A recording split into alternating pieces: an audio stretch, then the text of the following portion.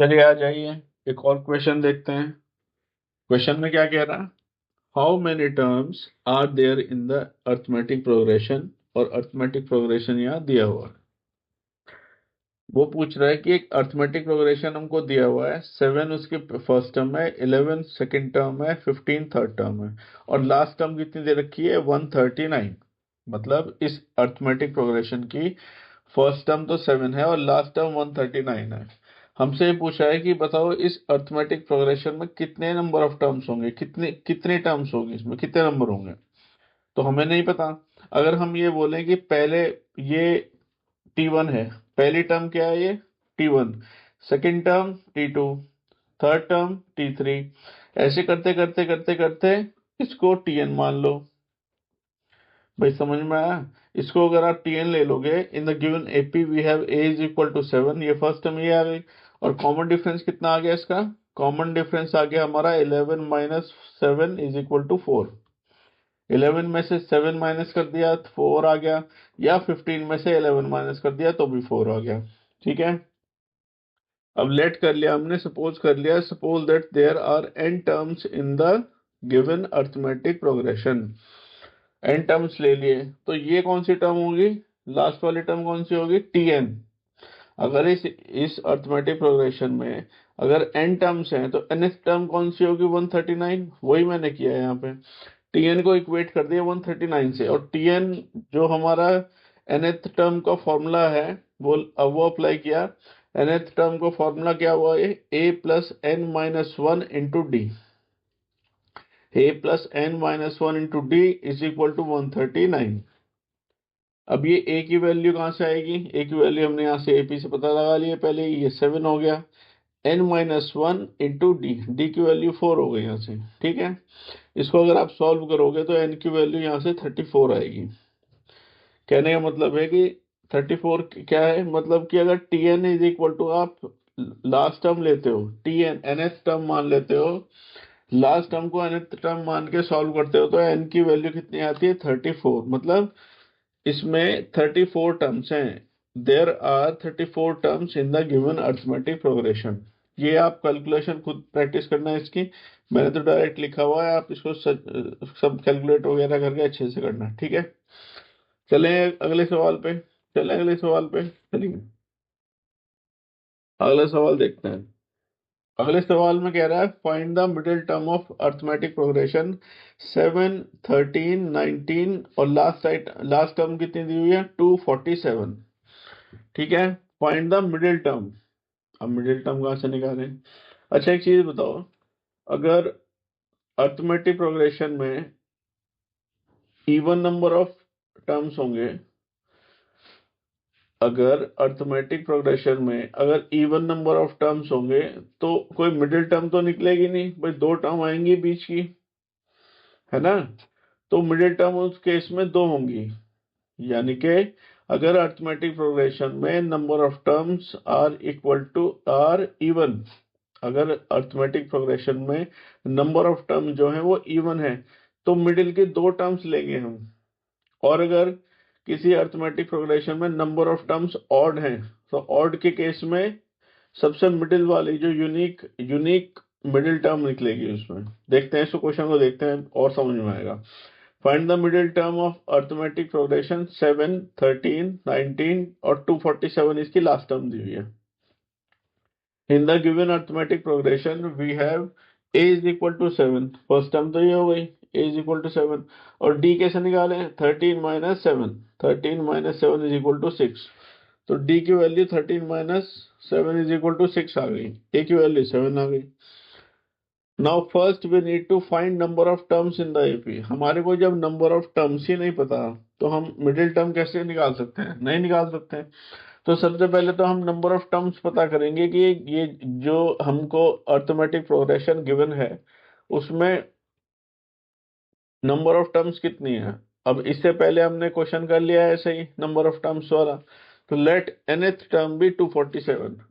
ये वही ट्रिक हो गई जो पिछले क्वेश्चन में हमने किया था। Let given arithmetic progression has n terms.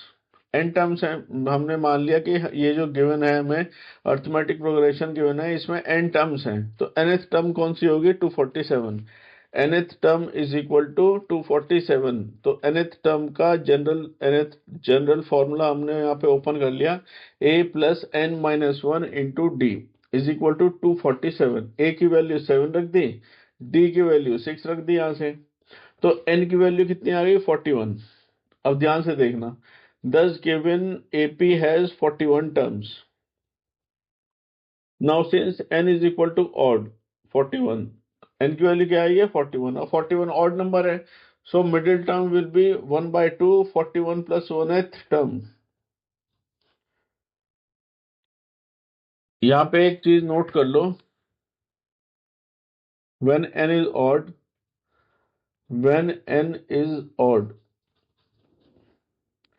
तो मिडिल टर्म कैसे निकलती है, middle term is equal to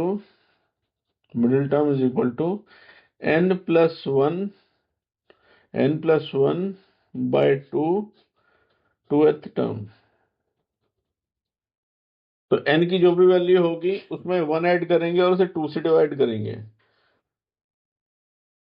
वो टर्म निकालेंगे और वही आपकी मिडिल टर्म होगी। कैसे, since n is equal to odd, so middle term is 1 by 2 41 plus 1 1th term, ठीक है। Middle term is equal to 21st term, यहाँ से निकाल लिया 41 plus 1 42, 42 by 2 is 21, 21st term है। तो हमें ये पता लग गया कि मिडिल टर्म जो है हमारी, मिडिल टर्म क्या है ये नहीं पता लगा अभी, मिडिल टर्म क्या है ये हमको अभी पता चला नहीं है, हमें बस इतना पता चला है कि 21st टर्म जो होगी गिवन एपी की 21st टर्म मिडिल टर्म होगी। तो middle term is equal to T21, टीएथ वो 21st term is equal to a plus 21 minus 1d, और यहाँ पर a की वैल्यू डालो और d की वैल्यू डालो यहाँ से, और इसकी वैल्यू आ जाएगी 127। 10 middle term of the given AP is equal to 127। मैं एक बार दोबारा से बता रहा हूँ, ये थोड़ा सा कॉम्प्लेक्स है क्वेश्चन, आपको एकदम से लगेगा कि ये क्वेश्चन थोड़ा सा मुश्किल है, क्वेश्चन मुश्किल नहीं है। आप एक दो बार इस टाइप के क्वेश्चन का रिवीजन वगैरह करोगे, आराम से इसको कैलकुलेट करोगे, कैलकुलेशन करके देखोगे तो आपको इजी लगेगा।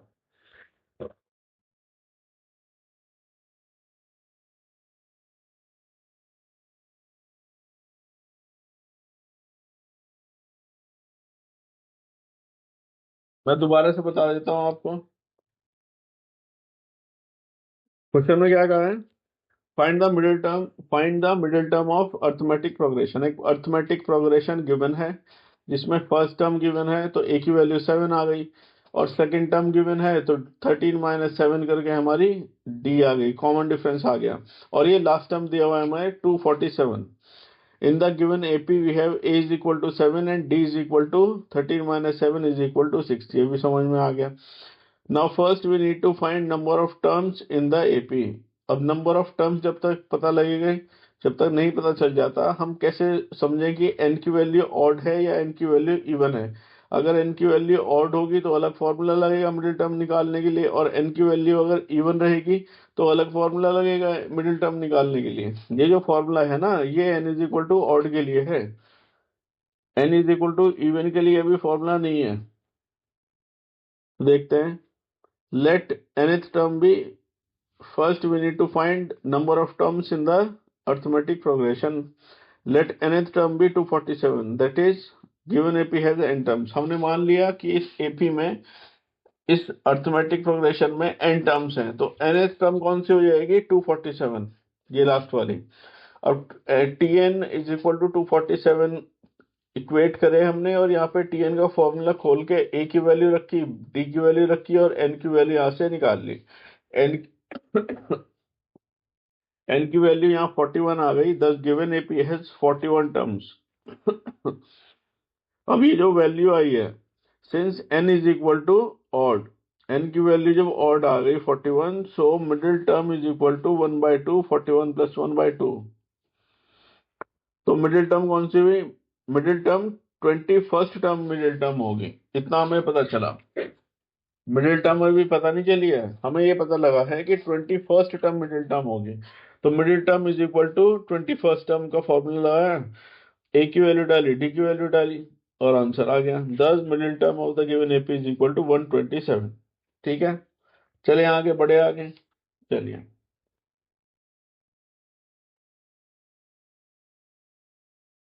चलिए एक और क्वेश्चन देखते हैं। Which term of the arithmetic progression 24, 21, 18 और 15, इसमें लास्ट टर्म गिवन नहीं है, शुरू की चार टर्म्स गिवन है और लास्ट टर्म गिवन नहीं है हमें। Is the first negative term, वो पूछ रहा है कि देखो पहली टर्म कितनी है, 24 है, फिर 21, फिर 18, फिर 15, मतलब हर बार इसमें 3 माइनस हो रहा है। 21 minus 3 is equal to 18, 18 minus 3 is equal to 15, 15 minus 3 is equal to 12, अगली टर्म 12 आएगी, फिर 12 आने के बाद 9 आएगी, फिर 6 आएगी, इस तरीके से। तो ये पूछना चाह रहा है कि होते होते ये कहीं पे नेगेटिव भी हो जाएगा, ये अर्थमेटिक प्रोग्रेशन जो है डिक्रीज हो रही है और डिक्रीज होते होते ये नेगेटिव में भी चला जाएगा। तो वो पूछ रहा है कि फर्स्ट नेगेटिव टर्म कौन सी होगी। अब हमें तो पता नहीं फर्स्ट नेगेटिव टर्म कौन सी होगी, या तो इसको कैलकुलेट करके एक एक करके इसको रखते जाओ, ऐसे नहीं करेंगे। पहले जो क्वेश्चन में गिवन है एक तरफ लिख लो। Here in the given AP we have A is equal to 24, first term कितनी हो गई तुम्हारी 24। डी क्या है, कॉमन डिफरेंस है, common difference is equal to 21 minus 20, 21 minus 24 is equal to -3। ठीक है, let nth term of the given AP be the first negative term. करते करते यहाँ हमने एक nth टर्म मान लिया और हमने बोला कि let nth term of the given AP be the first negative term, then tn will be less than 0। ये कंडीशन आपको लगानी पड़ेगी और यही इस क्वेश्चन में ट्रिक है। Then tn less than 0 is equal to a plus n minus 1 into d less than 0। इसको आप इक्वेशन को इसमें a की वैल्यू और d की वैल्यू रखोगे और सॉल्व करोगे तो यहाँ से n की वैल्यू ग्रेटर देन 9 आएगी। अब 9 नहीं है, ग्रेटर देन 9 है, तो 9 से बड़ी कौन सी वैल्यू होगी, 9 पॉइंट समथिंग तो रखना मत, क्योंकि फ्रैक्शन में तो हो नहीं सकता ना। n की वैल्यू फ्रैक्शन में तो नहीं हो सकती है, तो 9 के बाद क्या आएगा 10। n इज इक्वल टू, आज गला बड़ा खराब है यार, मेरी तबीयत थोड़ी सी डाउन हो रही है, और फिर भी वीडियो तो बनानी है आप लोगों के लिए, ठीक है। चलिए, hence n is equal to 10, that is 10th term of the given AP is the first negative term of the given AP। ठीक है, चले आगे। चलिए आइए, for what value of n are the nth terms of the following two APs are the same। एक AP ये दी हुई है हमें, एक ये AP दी हुई है, एक ये AP दी हुई है, दो AP गिवन है और हमें बोला है कि इनमें दो ऐसी कौन n की वैल्यू बताओ,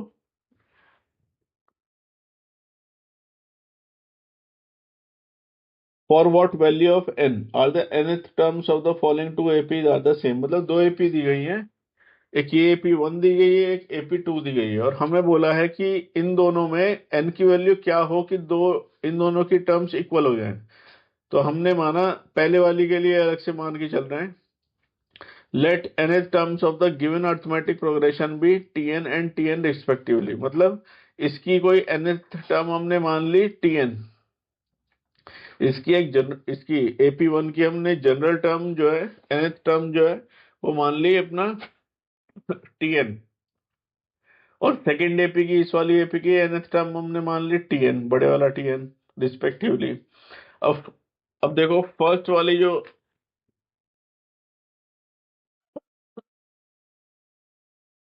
अब देखिए फर्स्ट एपी में, अब देखिए फर्स्ट एपी में ये वैल्यू दी गई है 13, 19 और 25, इससे फर्स्ट टर्म निकल जाएगा आपका। भाई let A be the first term and D be the common difference. A की वैल्यू 13 है और कॉमन डिफरेंस कितना है, D is equal to 19 minus 13, ये निकल गया। इसी तरीके से सेकेंड एपी भी आपको गिवन है, let capital A be the first term and capital D be the common difference, then capital A is equal to 69, यहाँ से आ गया, और capital D is equal to 68 minus 69 is equal to -1। अब इसकी nth टर्म निकालो जरा, इसकी AP1 की nth term is equal to a plus n minus one into d. अब ये तो वैल्यू कहाँ से आई, a की वैल्यू, ये d की वैल्यू। तो tn की वैल्यू जब आप सॉल्व करोगे तो कुछ ऐसा आ जाएगा 6n+7। इसी तरीके से AP2 में भी nth टर्म निकाल रहे हैं हम। nth term is equal to a plus n minus one into capital D. यहाँ पे a की वैल्यू डाल दी हमने और d की वैल्यू डाल दी, तो यहाँ से tn क्या बन गया, 70 माइनस n। अब ध्यान से सुनो मेरी बात, ये क्या है, ये है nth टर्म ऑफ AP1, ये क्या है nth टर्म ऑफ AP2, ये क्या है nth टर्म ऑफ AP1, और ये क्या है nth term of AP2। Confuse मत हो जाना, यहीं पे अक्सर बच्चे कंफ्यूज हो जाते हैं, मैं बिल्कुल क्लियरली बता रहा हूँ आपको। अब बचा कुछ नहीं है, उसने ये पूछा था कि ऐसी कौन सी टर्म है जो दोनों, आप n की वैल्यू बताओ जिससे कि इसकी nth टर्म दोनों की इक्वल हो जाए, तो हम इन दोनों को इक्वेट कर देंगे बस। अब now we have tn is equal to tn, now we have tn is equal to tn implies 6n plus 7 is equal to 70 minus n। इससे n की वैल्यू 9 आ जाएगी, hence the ninth term of both AP is the same। this term is 70 minus 9, इसमें रख दिया 70 minus 9 is equal to 61। तो nth term कौन सी है, ninth term same होगी दोनों AP की, और उसकी वैल्यू क्या होगी, 61। चले आगे, बढ़े आगे, चलिए। अब देखो, if 7 times the seventh term of an AP is equal to 11 times the 11th term, then what will be its 18th term। क्या कह रहा है वो कह रहा है कि अगर 7 times the seventh term, 7 times the seventh term is equal to 11 times the 11th term, then what will be its 18th term। हमें फाइंड करना है ये T18। अब T18 के लिए आपको A चाहिए, D चाहिए, ठीक है भाई, A चाहिए या D चाहिए। A और D तो हमको पता ही नहीं है, क्योंकि ये तो AP तो आपको गिवन है ही नहीं यहाँ पे।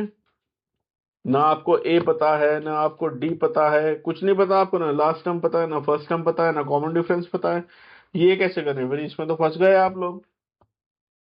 अब देखो, ध्यान से देखो, जो भी कंडीशन हमको गिवन है वो इक्वेट करके हम लोग इक्वेशन बनाएंगे, फिर देखेंगे। पहले तो आप ये देख लो कि हमने a जो है यहाँ पे, let a with the first term and d with the common difference of the given AP, then मतलब a जो है फर्स्ट टर्म हमने एज्यूम कर ली और d जो है कॉमन डिफरेंस एज्यूम कर लिया गिवन अर्थमेटिक प्रोग्रेशन का। तो इक्वेशन ये बनती है कि 7t7 is equal to 11t11, और दोनों को T7 को और T11 को अपने फॉर्मूला रख के खोल दिया। 7a plus 6d is equal to 11a plus 10d। अब देखो, ये यहाँ पे प्योर कैलकुलेशन है, इस कैलकुलेशन को धीरे धीरे समझो। 7 को अंदर मल्टीप्लाई किया तो 7a plus 7 6 42d is equal to 11a plus 110d। इसको 11 को जब इससे मल्टीप्लाई किया, ये क्या आ गया, 7a plus 42d is equal to 11a plus 110d। उसके बाद में 4a, 7 को इधर a एक साइड ले जाओ और d एक साइड ले जाओ, तो ये हो जाएगा। इसी से आपका इक्वेट करके आ जाएगा a plus 17d is equal to 0। अगर आप 17 को 18 माइनस 1 लिख देते हो तो कोई दिक्कत नहीं है। आप ध्यान से देखोगे तो ये T18 is equal to 0, T18 का फॉर्मूला बन गया अभी, a plus 18 minus 1 into d is equal to 0। तो T18 इज इक्वल टू 0 का फॉर्मूला बन गया है। चलिए, hence the 18th term of given AP is 0। ठीक है, बढ़े आगे, चलिए मिलते हैं नेक्स्ट वीडियो में।